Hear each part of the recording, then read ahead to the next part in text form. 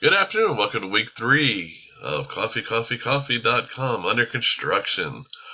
I just wanted to show you that one of the delays I had this weekend was I was going to switch to ASP.NET Core, which would allow me to port this very easily to a Linux server or a Mac. However, Square, the credit card company that was doing the processing, was unable to do an API for .core. So I am back to my original MVC5, and I will be posting this by the end of the week on Azure, and I will have an email address or the actual physical address for you. My goal is for you to not have to watch boring videos, but be able to go to the website anytime, and you will be able to see updates. For instance, on this page you will see this is the coffee, and this is eventually where we are going to have all our coffee products and beans, either ground or whole beans.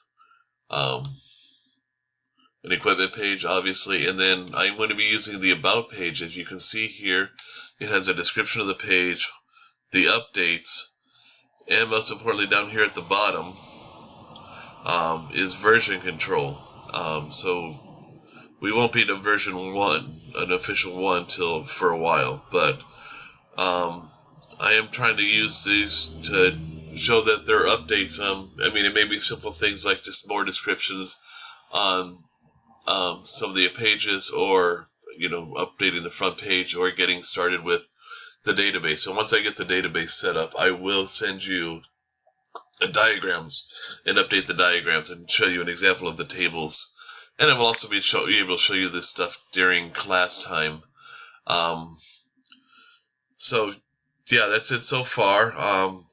Even though it doesn't look like much, I'm actually very, very far along. I do have all the ideas, and I've been working on getting photos and doing a lot of studying, so that that I don't have to. That once I start the code, it's going to flow very quickly.